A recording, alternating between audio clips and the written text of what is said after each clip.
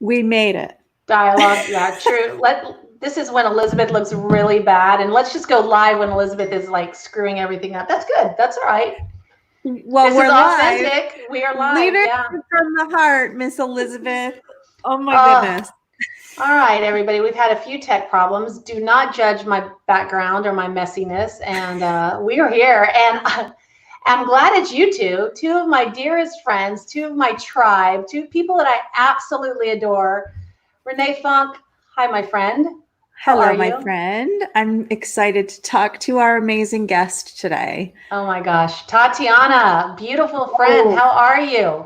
We are in the house. Yay! We made it. I know. We're not finding you in beautiful Vancouver either. We're finding you where today? I never know where you are, by the way.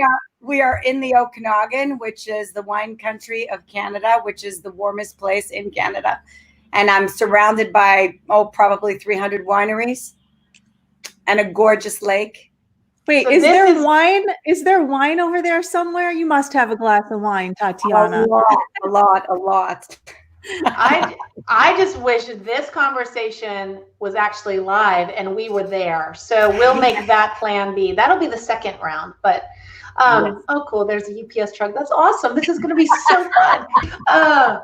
Okay, so I am so excited Tatiana's here with us today because I mean, she's not only a dear friend that we have had the blessing to get to know over the last few years, but you're doing some pretty incredible things. I mean, there's so many things you do, but your latest love and your passion, you are the CEO and founder of LY2NK.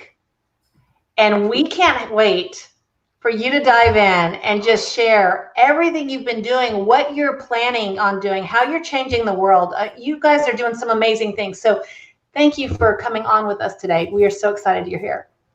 It's absolutely my pleasure. I've been so excited. I've been like counting down the minutes. Okay, 30 minutes. Okay, 20 minutes.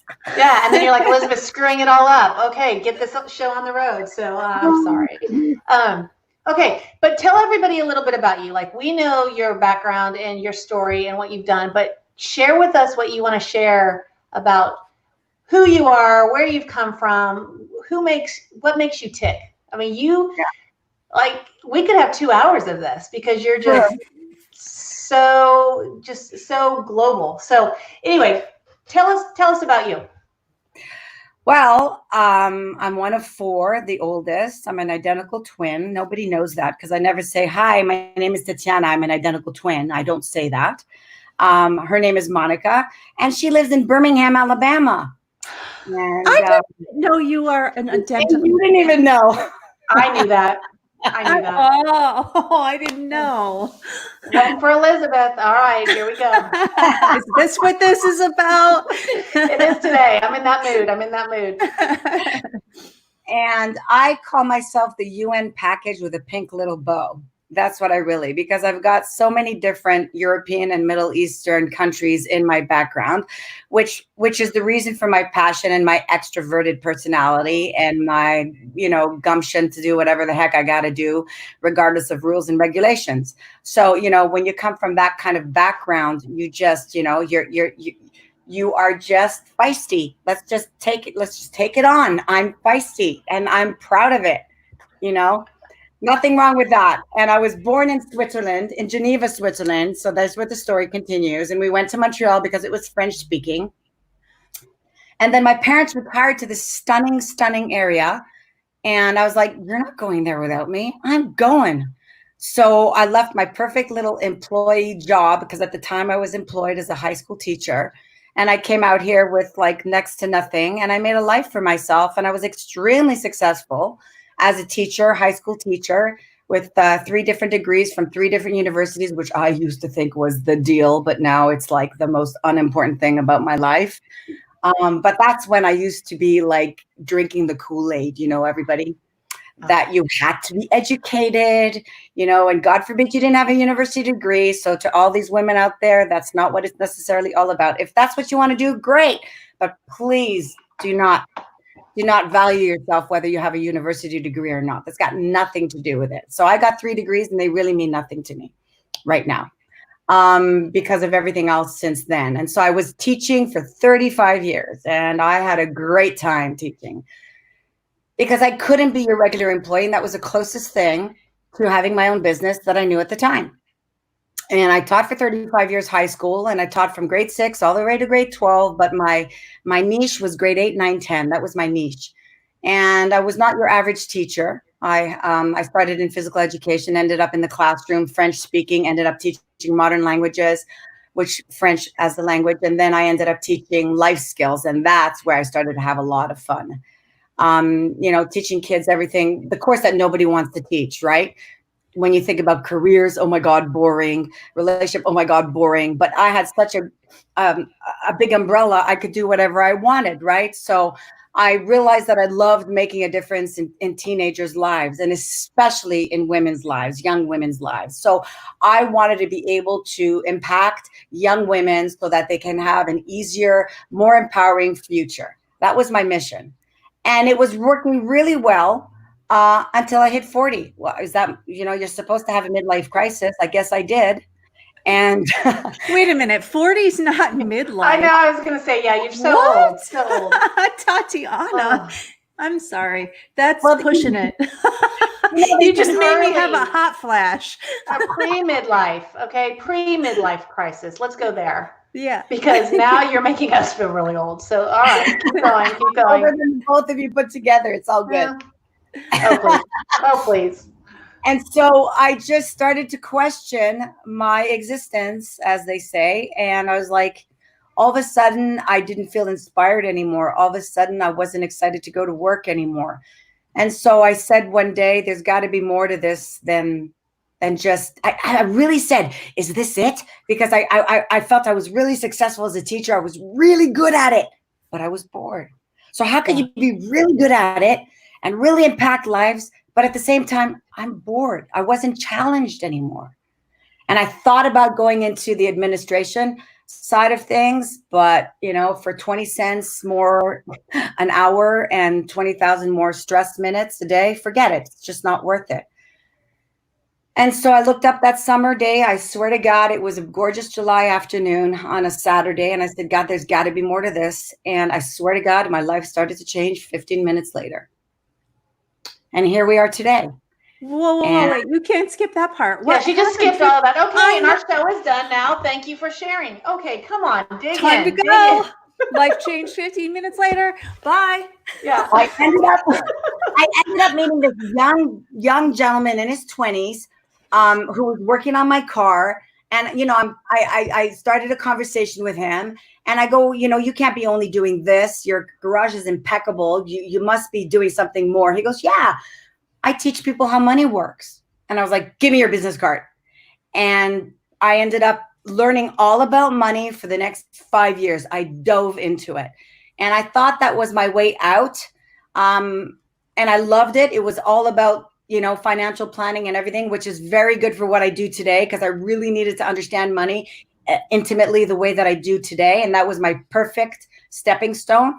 And so I don't think it was a wasted time. I liked it. But in the end, I just didn't want to deal with the masses. I'll be frank. I didn't want to deal with the masses. You go in there, you teach them all that they should be doing, and then they go, oh, well, I'm going to think about it. And I was like, oh my God, I can't do this. And I just didn't have the patience for it in the end. And so what I decided to do instead was to start working on my mindset, because as a little girl, I'm not lying, I used to think about a boardroom. And I used to think of a long table in a boardroom. And I used to think about myself at the end of this boardroom leading a team. And that was my dream, to lead a team in the adult world. I was leading a team in the adolescent world, which was wonderful, but I wanted to be in the adult world. So I did everything I had to get into the adult world of leadership. And that's where I am today, because I really dreamed about it. And it's actually come to fruition. But how did I get there? Well, I knew that I had to work with this first, because this is what holds us all back, whether you're a woman, a child, a man, probably even a dog. It's your mindset that holds you back. And I realized that I had a big problem there, as we all do. It's a condition of being human. So I said, you know what? I'm going to go find a place that I can learn how to think differently. I needed to be intellectually stimulated around generosity, around compassion, around intellectual stimulation. And I found it. I found a training and development course that is in 22 different countries that's extremely successful. And it really resonated with me. So I worked really hard in the field of working on my mindset, and everything changed. Everything about my mindset changed. And I learned to get out of my way, face my fear, work through it, no matter how scared I was, do whatever it was. And to realize that whenever you're scared, it's a great motivator, but there's nothing really to be scared at. Just get into action, because when you get into action, you don't have time to be scared. Think about that. Fear does not live in action. Yeah, you're right. So and true. So that's what I started to do. Like to graduate from one of my courses, I had to do many, many things. And I didn't think I was going to graduate from this course, but I was successful. And there was this, I'll tell you this quick story. One of my teammates, she was like one criteria away from passing the criteria to pass this course at this training and development course. And what it needed is she had to do a presentation to a complete stranger. I kid you not. I took her and I ran downtown Vancouver. I ran down the streets of Vancouver looking for someone who would let me go up to their apartment to let them do a 10-minute presentation so that she can pass the course. You did not. I did too. Oh, I can absolutely see her doing that, Renee. I mean, I am literally thinking about and visualizing you running down the street doing this. I am not surprised one bit. Some people I'd be surprised, not one bit. And I was scared, but I was like, screw it. I'm just going to go have fun. And I had 50 no's till this perfect stranger said, yeah, I live right up here. Why don't you come upstairs? And we did it. And she graduated because I got, as we call it, unreasonable. And unreasonable is a good word when you get out of your comfort zone and you go to be unreasonable, because all you have to do is make a request. And we're just a network of conversations. So I found a woman who liked our faces and we looked safe, and she brought us upstairs. So ever since then, let's go. It's such a good reminder. And Elizabeth, we've talked about this in the context of this show, Leadership from the Heart series, is that we have to come from a mindset that's presumptive that the answer is yes. Right. And that it's not easy. I'm not implying at all that we're always in that mindset, but sometimes you have to tell yourself, the answer is going to be yes, just ask the question. And that's, Tatiana, what envisioning you running through Vancouver, you just knew the answer was going to be yes. You were going to find the yes. Yeah. You just have to get through a few no's. Sorry? I said, just get through a few no's first, but you're going to get your yes eventually. Yeah, for every no, you're one step closer to the yes. Exactly. Amen. And that's in anything, right? I think there's going to be a yes. Yeah. And you got your yes. You're so funny. That's so great. I can't imagine people telling you no, though, anyway. I mean, you're like this, you can't tell right now, but you're like this little feisty firecracker. I mean, can you imagine anybody ever telling her no? And I cannot. Yeah. And I remember the first time that I met Tatiana, which was the three of us together. And that was in New York, right after the NASDAQ. Well, at NASDAQ, but when we really started to have a conversation was right after the NASDAQ closing bell ceremony. And Tatiana, you are a person that's like a magnet, a feisty, yes, but you are a magnet to just really attracting. I feel like you share such goodness in the world that you attract like a magnet. And it's so cool to see when you're in a room talking to others, because you just have the best disposition. Thank you. Yeah, I really appreciate that. This is what you see is what you get with you. And that's what I love. But, Renee, that was the first time I'd physically met Tatiana, but we had talked and I'd known her, and I felt like wasn't that weird? I felt like I had known you forever. And we were already I was planning on going to Africa with y'all on the next, well, you got to get into all that, but on your next trip. We were going to Africa, and I hadn't even met you physically yet, but I felt like I had known you for years. So yes, Tatiana is absolutely that big personality and warming and welcoming. And so no wonder you're successful. But talk about your latest passion. I mean, this isn't your latest passion. It's just finally coming to fruition. So tell us about what's going on with LY2NK. Well, in October 2018, I was given a beautiful opportunity to go to Liberia, West Africa. And I had no idea how my life was going to change. And people told me, you're going to see. And I was like, yeah, whatever. I saw National Geographic. I've seen, yeah, whatever. Yeah. Like I've been a teacher for 35 years. It's not going to be a big deal. It's just, more people in a different country. Yeah, okay, whatever. Oh my goodness. So I went there on a humanitarian trip with this incredible company called Awakening Giants. And look at the name, Awakening Giants. And what it is, it's a bunch of social entrepreneurs wanting to make a difference, really, is what it's all about. And I fell in love with the two women running the company. And I said yes because of the two women. If it wasn't for these Robin Burson and Sprite Loriano, I would have never gone. But I decided to put my trust in them. And I went to a place I've never been before. It was very well organized. And our mission was to do like a TED Talk, but they called it Inspire Monrovia. Monrovia is the capital of Liberia. Okay, so we did several talks there. And then we had to teach and to a bunch of different community centers, adults all over the place. And when I say teach, it's not teach like in North America, ladies, okay? Yeah. 150 degrees, no chalk, no board, maybe a couple of broken wooden tables, and mascara running down your face, and you don't have any pens or papers or nothing, and you're supposed to inspire, right? So that was pushing myself out of the comfort zone. So I did that successfully. It was incredible. And I just went with it. And we also had to do a talk in front of 300 people, which scared the bejesus out of me. And I was crying all the way up the steps going, I can't do this. I can't do this. And I had prepared this speech for 9 hours, a typical teacher. And then I was like, you can't hold the paper. So I was like, all right, I'm on this stage and everything. And I was like, you know what? I'm just going to behave like these are my students. And then I kind of started my speech, and then I was like, forget the paper. I am just going to talk from the heart. That's it, and I did that 12-minute speech. Don't ask me what I talked about, but I know I talked about empowering women. That I do know. And then we also went to villages, and we brought water filters to people that live in the woods, ladies, the woods, okay? The woods. And then some of these people had never seen a white person ever too, correct? No. Or was that saying? I mean, and I'm walking through the woods. The next thing I know, I've got 5 kids hanging off my arms.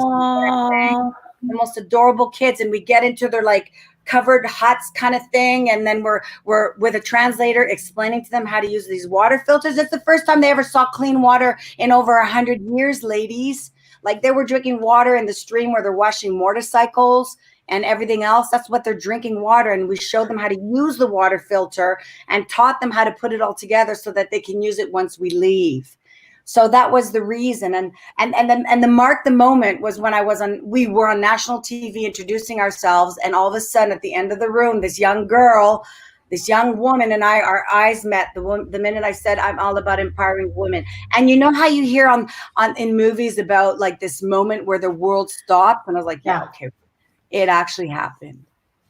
And I was like, and then our eyes just met and the world just stopped. And from then on, my life changed because of her. And her name is Patience Zeor Zele. She's from Ghana. She was 21 at the time. And when I did that speech, I told you, she was in the audience thinking that she's like, you were speaking to me. There was no one else around. And the reason I tell you this is after I finished my Inspire Monrovia talk, I didn't know she was in the audience. She came to talk to me, got scared. Came to talk to me, got scared. Third time, I have to talk to her. I can't let her leave. So all of a sudden, this beautiful girl comes and holds my hand like this. She goes, can I just have a couple of minutes with you? And I was like, okay. And the rest is history. And I spent a little bit of time with her. And I said, what do you want from me? And she was like, I just want you as a mentor. That's all. I just want you as a mentor. And then when I left Liberia, she ran to the airport, got the car, just like in the movies, running down the sandy street. I kid you not, ladies. just to give me that one more hug before I left, because she never knew when she would see me again. And remember, I don't have any children. So can you imagine what that felt like for me? And then I came back and I couldn't be me anymore. And I cried for 2 weeks because of the abundance of the United States and the abundance of Canada. And it was December and I was still crying. We were like doing Christmas songs before we leave for the holiday, right? And I'm sitting on the bench and the kids are doing whatever from a very privileged world that we live in. And I'm looking at the floor, hiding my face as the tears are falling to the ground, as I'm noticing the beautiful gym floor compared to where I was. And I was like, that's it. I need to retire. I can't do this anymore. And I know I need to do something about it. And that something was like, I'm going to just create a foundation and just do something about it instead of just, crying about it. I'm just going to do something about it. And that's how LY2NK Foundation was created. It's wow. Crazy. I get chills because I've heard you tell this story, but I do picture the impact, you standing up there and the impact you were making. And you changed one person so visibly, right? Think of all those other people that didn't have the bravery to come or the courage to come talk to you, right? But you still made a difference in their life. And I know you and I've talked so many times, and that's when you told that story, I was like, I'm going with you guys. Like, we got to do something. And I mean, it was on my vision board. You remember? It was on my vision board. We were going to go, and they got moved, and then the world kind of changed. But think about the people's lives you're changing, and just by speaking from your heart, and just by being there, and pouring into them in ways nobody's ever done that. I mean, it's just amazing. But I'm realizing that I'm just an avenue, a conduit for many people to make a difference together. That's all I'm really doing here, because I can't do it alone, right? And I don't even know how the universe brought all these people together to help me create what I've created, because LY2NK stands for Leaders Yielding to New Knowledge. So instead of teaching on a small scale in a small city, what I'm doing is I'm starting to teach on a global scale. Mm-hmm. And all I want is to empower people, to get them sustainable, to get them successful so that I can walk away. And I don't necessarily have the answers to all, how am I going to do this? But I might as well just start. So the goal is 10 mentors, mentoring 10 leaders, 10 causes, 10 million a cause in 10 years. Little Laurel, high school teacher, saying something like that is kind of like almost insane. But you might as well put it out there and see what happens. You have to presume sometimes the answer is yes, right? And there's so much to unpack in what you're sharing. What stands out so clearly is that you realize that little steps can make a big impact. And, Elizabeth and I know you, and we know the efforts that you pour into, but it's so important for those watching to know is everything you're doing with purpose has such an amazing cascading effect. Can you talk a little bit about the progress that you've made to date and just share? I mean, it's been just over a year. So considering it's only been a year, it's been incredible. First and foremost, I have a group of individuals all over the world helping me with social media because they believe in the cause. Some of them are watching right now, which is incredible. And they're teaching me about social media, and we're working as a team to work on the social media to get us more awareness. So we have a Facebook group, we have a LinkedIn group, and we have an Instagram group. And these women and men are absolutely incredible. Then we also have another entity called Game in the World. So that's another group of people that's working with my partner, Darren, and they're all fundraising for our cause. So the main cause that we're working with first right now is an organization in Uganda, East Africa, in Kampala, and it's called Kids for Africa Sports Academy. So being a phys ed teacher, I totally get what they're doing. And so they're empowering young children from, disenfranchised slums and villages, 60 to speak of, and they're working with them through sports, because that's a commonality for everyone, through soccer and netball for the girls. And they don't have a high school, so they're borrowing high schools to be able to do that, or elementary schools rather, to be able to do that. So Darren and I have come in with our foundation. We found this other foundation that exists. We believe in their cause. We vetted them. So we've decided that we're going to help them build their high school. And so far, when we met Kids for Africa last year, they only had 1 acre of land purchased. So now we have a total of 8 acres of land purchased. 8 acres of land, all because of a network of conversations. You know, when I sent out the pitch deck that I created, I sent it out to this really high net worth individual who I had just met. If I said her name, you'd know, but I won't do that. And all I did was send her the pitch deck so that I would get her feedback on this pitch deck that I created. And unbeknownst to me, she wrote me in an email. She said, as I went through your pitch deck, every page I went through, I kept wanting to donate more and more and more. And the next thing I knew, I got a 7,000 USD check from this incredible woman in the United States. And my foundation wasn't even really I didn't even have the website yet. So do you know what that did to me? I cried when I got that check in the mail. I couldn't believe it. I go, I must be onto something here, you know? And so so since then we've acquired 8 acres of land. We were like really going strong. We started to put the fence around the land. We were going to go to the stage of growing the high school, building the high school. Then COVID hit. That's what I was going to ask. I mean, because I know you've had so much momentum going on, and you launched, and there was all this excitement and momentum going forward.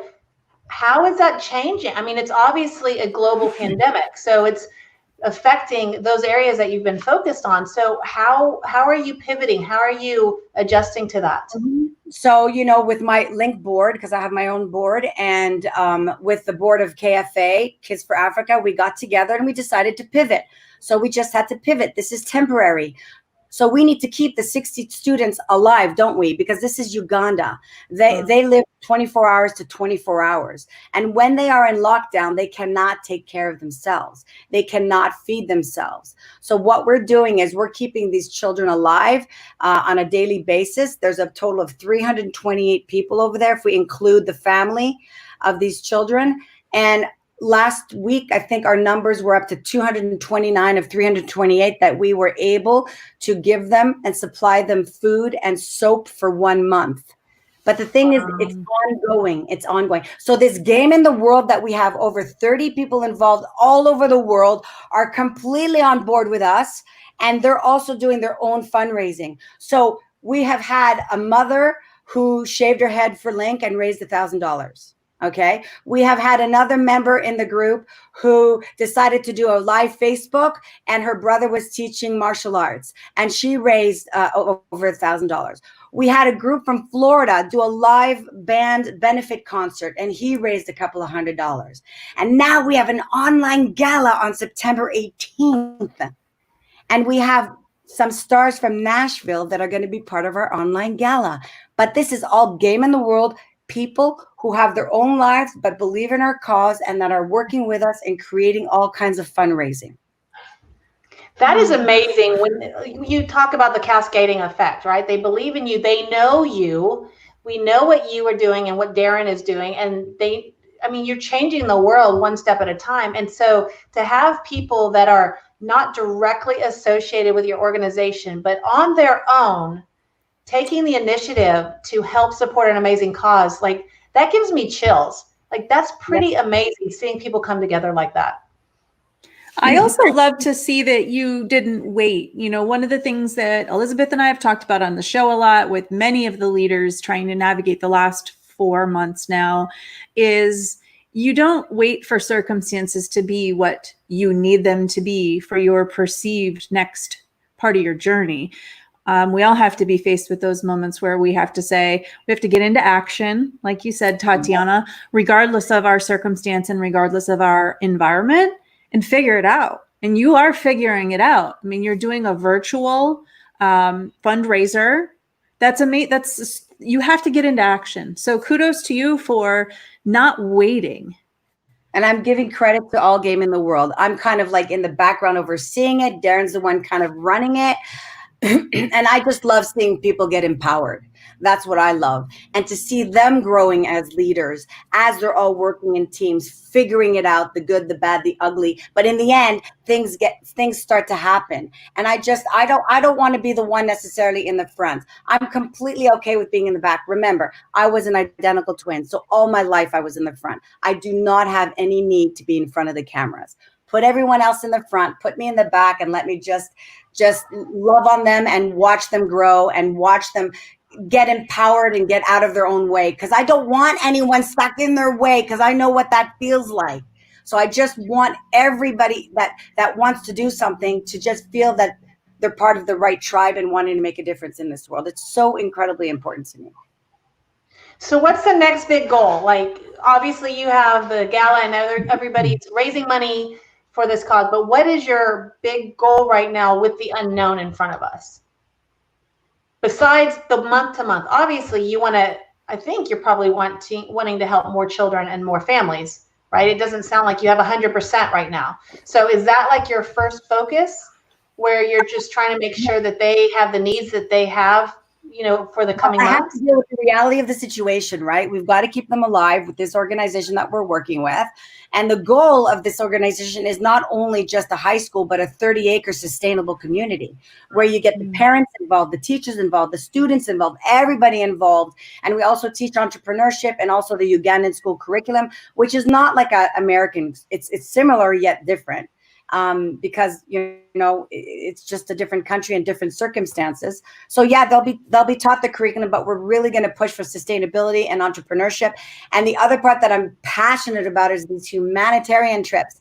I'm so excited because we have a long list of people. We want to come. We want to come. I was like, we can't take 100 people the first time. I'm only going to take 10.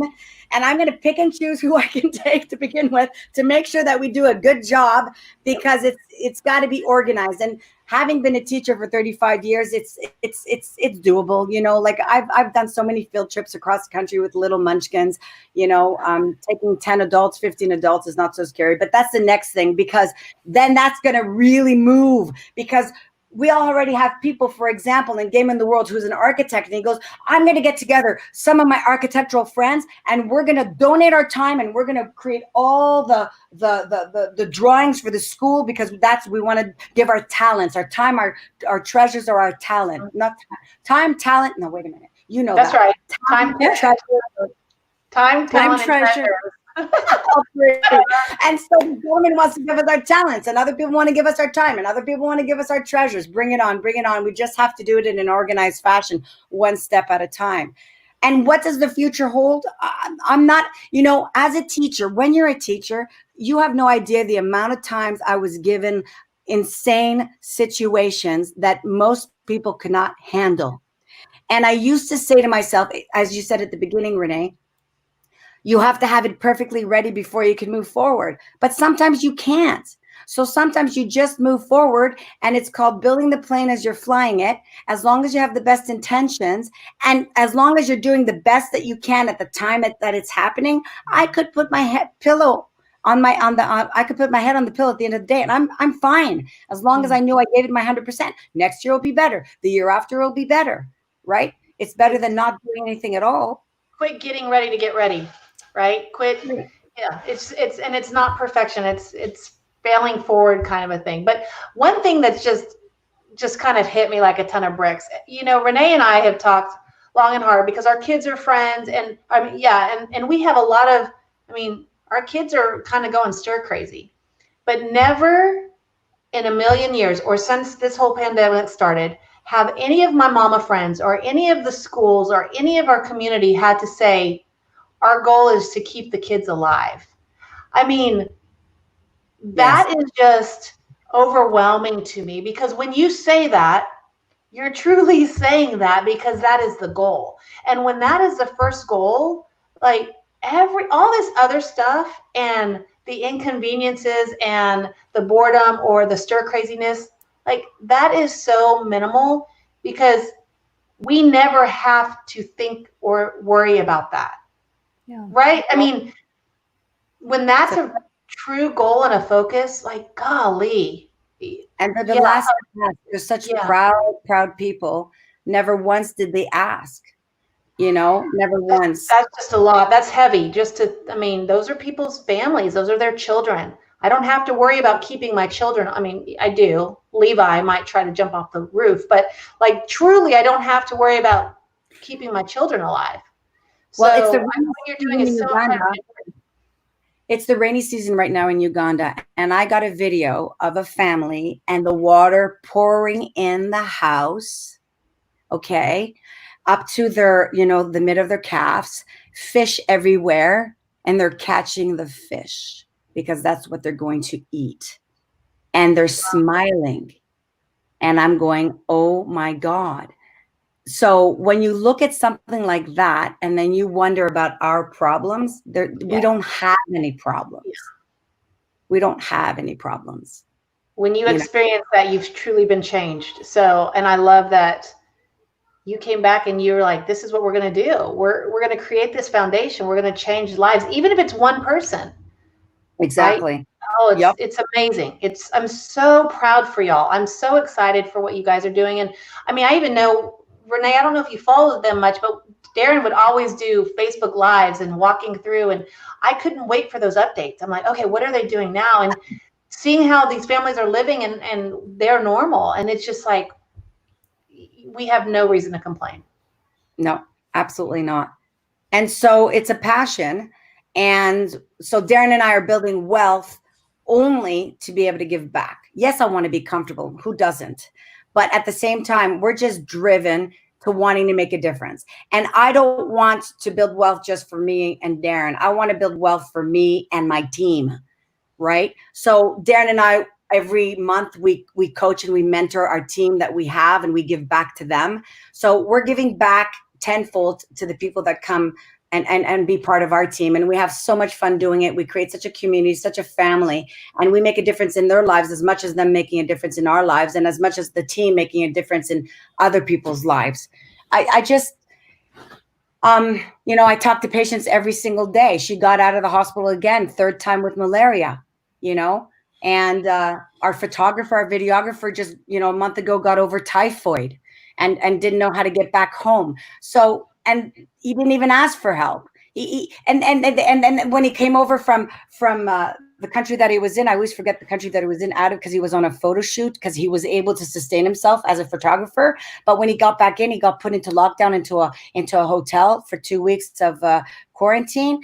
So they fed him, but they wouldn't give him water, and he didn't have money for water. He didn't have money for water. Wow.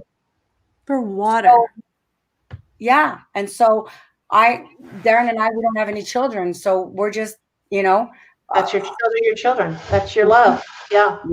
Yeah. And all these people, even patients, she's working with LY2NK right now. She's helping to create content. Henry, our photographer, is helping to create content.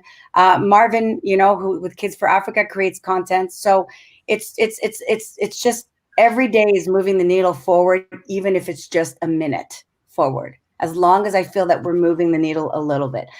Where are we going to go from here? I'm not going to lie and create some grandiose plan. The truth is, I don't know right now. I might as well just say the truth. I don't know. As long as COVID is around and they're in lockdown the way that they are, right? I don't want patients off the compound. Don't you dare. So we send her money for 3 months. She goes to the market to get enough money for 3 months, and she doesn't have to leave the compound unless she gets ill to go to the hospital. I don't want them out there because it's not safe. There is not social distancing the way that you're capable of social distancing over here. It scares the bejesus out of me if she has to end up in a hospital. And then what? And then what? What am I going to be able to do from here? What is the reaction, or what was the reaction when y'all went over there and you're doing all the things? I mean, is everybody welcomed over there? I mean, it's such a different country and culture, and I've not been, and so I will go one day. But what is that like?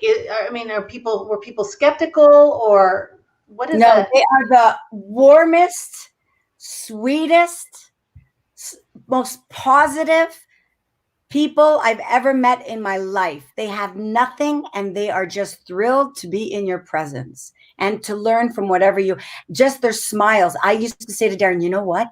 If the people from Africa were in where we lived, then we'd really have it all, because they just accept you immediately and they want to share with you whatever they can. We went to villages and they fed us when they don't have enough food for themselves. Willing to give their shirt off their backs. They're so appreciative of anything. They're so hungry for whatever you want to teach them, but also they're extremely proud, which I really liked. They do not behave like victims. They make lemons out of lemonade. Yeah. Really. It's just all the people that I was around. That's why I kept in contact with many of them now. It's what an incredible, we have a lot to learn from them. To have so little but be so rich emotionally and mentally, and how they just keep going. Patience cracks me up as she shows me that she eats chicken feet for a meal with peanut butter, and totally okay with that, and we just laugh about it. And I was like, honey, when I get you here, you ain't going to be eating no chicken feet. Yeah. No, thank you. I think I'd pass on that delicacy. But they're just so positive about everything. They go to the well, they get their water, they don't have electricity, they deal with it. They just deal with it, and they're good. They when you grow up in that kind of life, you don't necessarily view your life as poor because that's how you grow up. They don't act like they're poor. We're the ones who view them that way, but they don't view themselves as poor. Well, and that's what I was wondering, when you have a whole new culture coming in and changing things the way y'all are changing things and adding infrastructure and schools. And that's what I was wondering, how is that received? So we have to be very, very careful. We have to be very, very culturally careful and sensitive. Ethnocentrism. This is a new word that my team taught me. So ethnocentrism is taking our own mentality and assuming that it's the same over there. That's the simplest way of explaining it. And without realizing it, we impose our ideas and our culture onto theirs. So for example, they eat chicken feet and it's okay for them, but we say ooh. But we can say ooh, but it doesn't mean that it's wrong that they eat chicken feet. Right. Yeah. They grew up that way, right? So it's just to be really careful about all that. So as we go in there, we're extremely careful of not coming in as the white folk that are going to save the world. That's not what we're doing at all. Okay. We're in complete partnership with them, and we let them lead and support them along the way. We are not the one going, hey, I'm going to save you and show you the right way. No, they don't need saving. They don't need saving.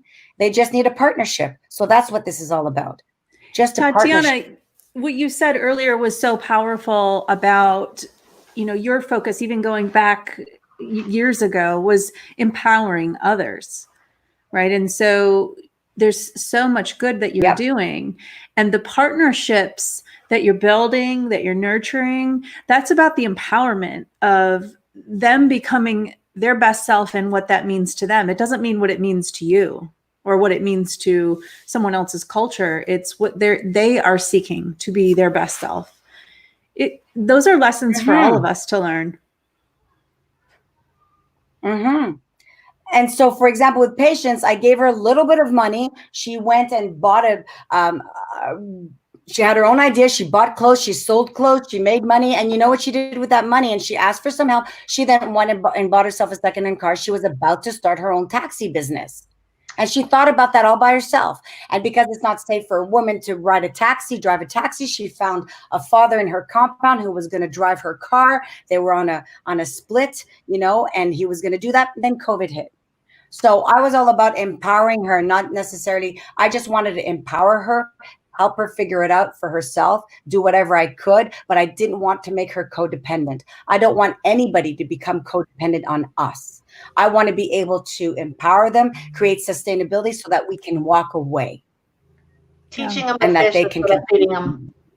Yeah. Exactly. Yeah. Exactly. You are amazing. I am so excited to see how this continues to blossom and blow up.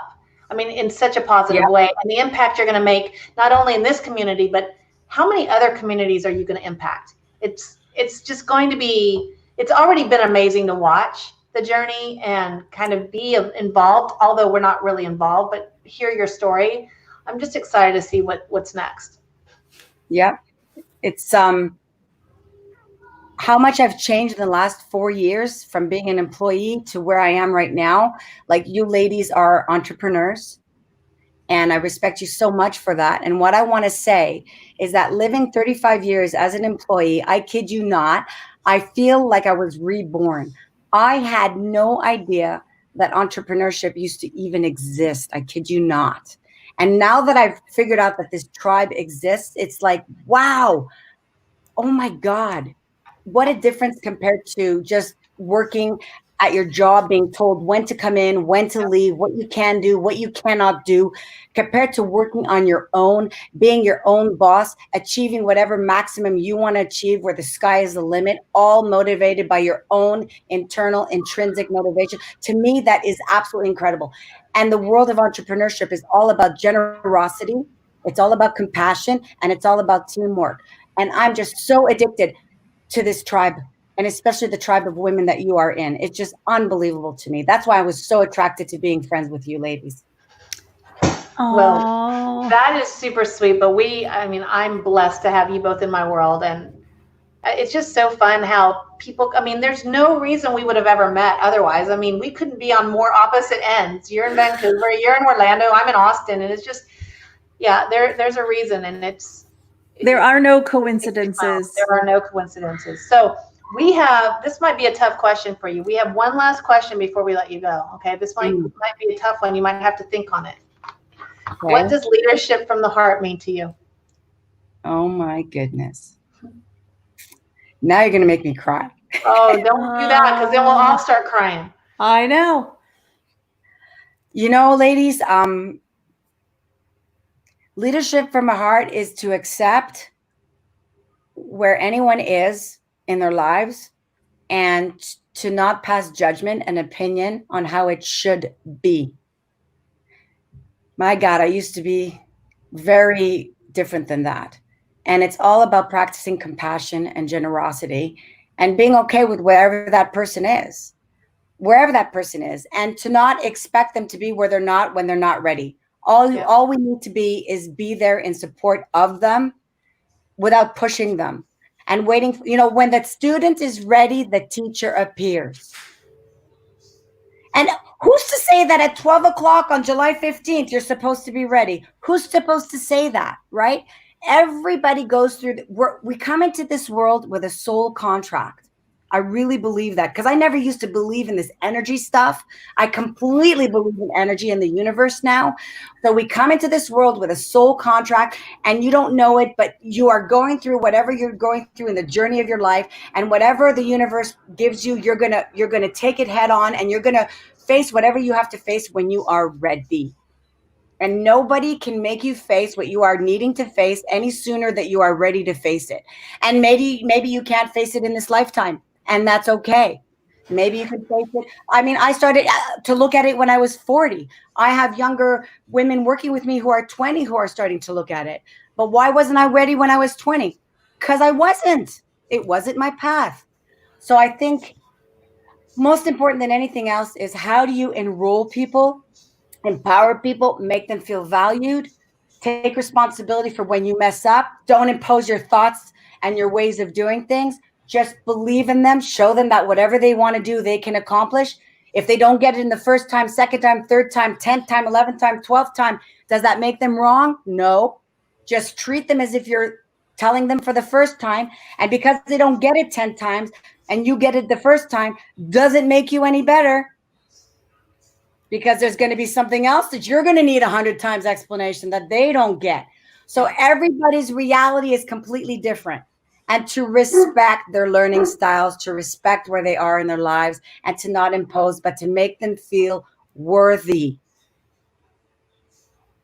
And I've been guilty of not doing that in the past. And I had a huge wake-up call when I was 40. And I was mortified to realize what it was like to be on the other side of me. Is that what it's like to be on the other side of receiving my message? That was a huge wake-up call. And from that day on, there hasn't been a day I haven't been working on bettering myself to leave people being touched, moved, and inspired by my presence instead of being intimidated, scared, and felt less than. And I don't have a problem admitting that. I didn't do it on purpose. I didn't know I was doing it. It was a huge blind spot. And I'm proud to tell people that I've figured out this blind spot. And you know what? Every week I get a new one. Every week I see a new blind spot. It's forever growing, forever growing. But I just want to let people feel good when I leave them. That's what Leadership from the Heart is all about. You make us feel good. We sure love you. Wow. You're just awesome. I wish I could hug you both right now. Hug, hug, hug, group hug. I know. We so miss you. You are just amazing, and always let us know how we can help you. You are a passionate and feisty. I like that feisty, Elizabeth, Feisty. you said. I do. I like feisty. Tatiana, you are passionate and feisty. It's amazing. Amen. Amen. Yeah.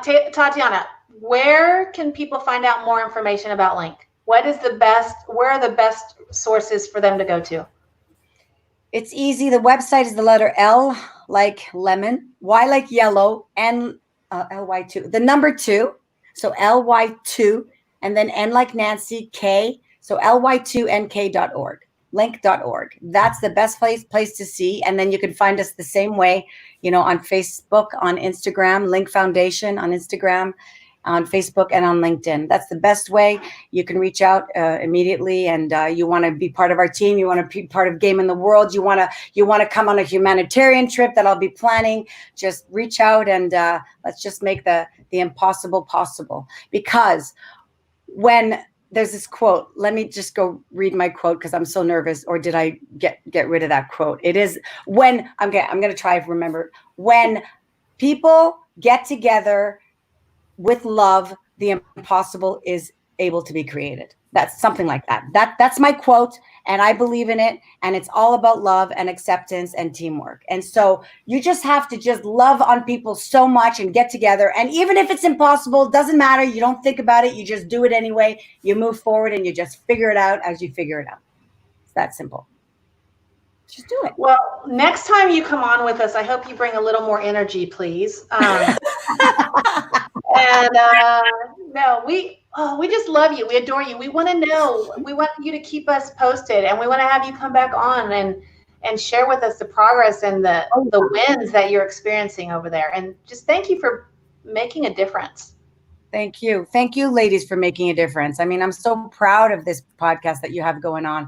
I'm so proud of you as two individuals, how you raise your families, who you are, your values that you stand for. This is why I'm so proud to be on this podcast, because we all really of the same cloth, made of the same cloth, want to make a difference and push ourselves out of our comfort zone. No matter how scary, we do it anyway. And then you know what? When you look back, you go, what was I afraid of? Yeah. That's the part that I've learned so many times. What was I afraid of? Because once you actually push through it, you look back and you go, oh, that wasn't so bad. Yep. Okay. What's next? What's next? You have to come back and let us know what's next. Next time I'll have the tech stuff a little bit more organized, and I won't be such a hair on fire hot mess that you know and love dearly. Oh, you're not a hair on fire. We love you. Big hearts. Big hearts. Love you. Bye. Love you, Tatiana. Take care. Thank you for coming on the show.